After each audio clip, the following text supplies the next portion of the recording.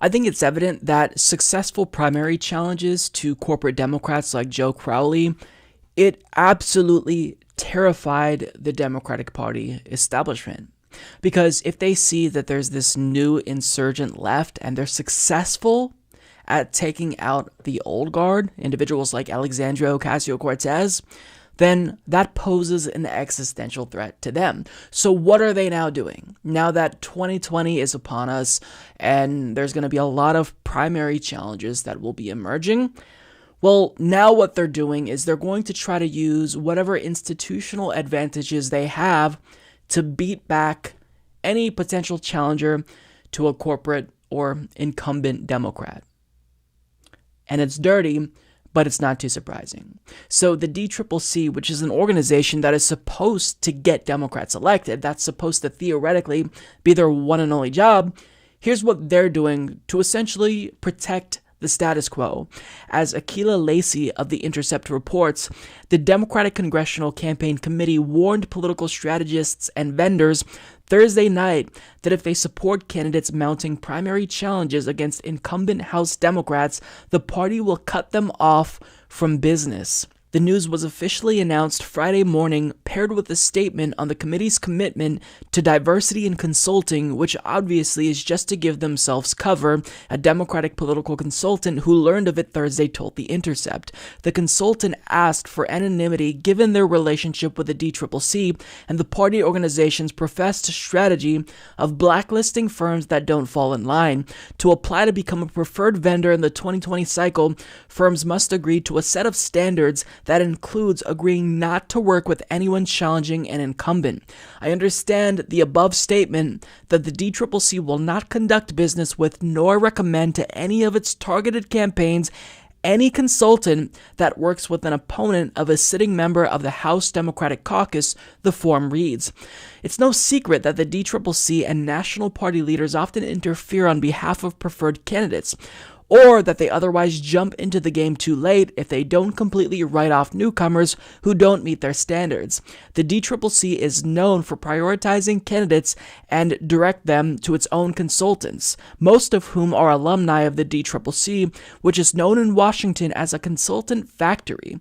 The latest move only reaffirms that reputation and sends a warning shot to grassroots and progressive consultants. So this isn't a new tactic, and it's certainly not surprising because, of course, the Democratic Party establishment is going to do whatever they possibly can to beat back any existential threats to the status quo, and the DCCC has essentially become the organization that safeguards threats that any progressive may pose to establishment Democrats. And even if it's not necessarily surprising, it doesn't make it any less problematic. And to show you how big of a deal this is, it's already having an impact. It's already discouraging potential primary challengers from running in 2020. And as Monica Klein of Seneca Strategies reports in an article for The Intercept, she says that her consulting firm is already seeing a potential primary challenger wanting to drop out, since consultants are essentially jumping ship. Because if you're a consulting agent, you want to make sure that your firm isn't going to be blacklisted by the DCCC, because that's essentially a death sentence. So if the DCCC can find a way to threaten these consultants financially, then they could be that much more successful at thwarting off potential primary challengers. They're not going to thwart off every single primary challenger, but they can at least make their lives more difficult at the very minimum. And as Waleed Shahid puts it, they're essentially using financial leverage in order to thwart off primary challengers. Now, the good news is that progressive organizations are still refusing to back down.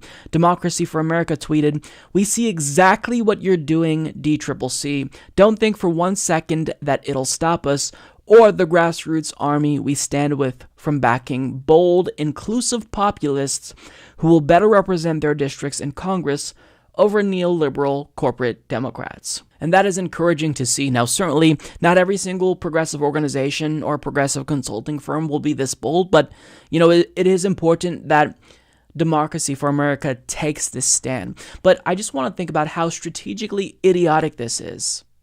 Because what you want to do is, if you're the Democratic Party establishment, the way that you win is you make sure that your party is dynamic. and they're constantly changing to better reflect America. But what they're doing here is they're saying, no, we don't want to change. We don't want to adapt to the evolving political climate that's increasingly more left-wing, more progressive. We want you to fuck off.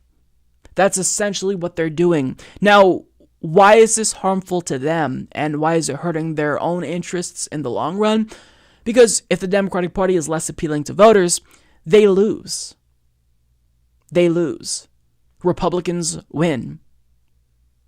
Because what you see on the opposite side of the political spectrum is a Republican Party that is dynamic. Like it or not, they're constantly changing, and even if they're changing in the wrong way, they're moving more and more to the right and becoming more and more extremist, well, they're still changing nonetheless, and they know that they have to adapt in order to reflect their base, which is not static, it's dynamic. It's constantly changing and reshaping itself. And that's one thing that the Democratic Party establishment needs to learn. And I think that they probably know this, because you can't not know this. You've got to be at least somewhat savvy if you're going to be a consultant or be part of the establishment. But they know this, they just don't care. I think it's clear that a lot of individuals within the establishment would rather lose than win with progressives. And we kind of got a glance of this on a recent episode of Morning Joe, when somebody said, I can't remember who it was in particular, but they said, I would rather vote for Donald Trump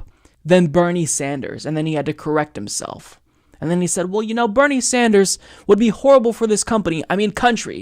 So, it's clear that they're all about safeguarding the establishment. And it's not necessarily because they just have this intrinsic love for the establishment, people like Nancy Pelosi or Joe Crowley. It's because the establishment will do the bidding of the Democratic Party's corporate donors. And what they really care about, the underlying issue here, is that they want to protect the gravy train. So I'm not even surprised reading this. It's par for the course. I expected this, and it's probably not going to be the last we hear of the DCCC doing some type of fuckery, or the DNC doing some type of fuckery to screw progressives, because they're constantly doing it. They're constantly trying to concoct new ways to fuck over the new left. But all we're hearing are screams and cries from dinosaurs who see the asteroid coming. They know they're going extinct, but they're trying to prolong something that they can only prolong for so long. They're only delaying the inevitable, and in the long run, I don't think this is going to work. Subscribe if you like this video, folks. Mike's tremendous, and he's doing a really, really good job. Many people are telling me about how wonderful the Humanist Report is. Bigly.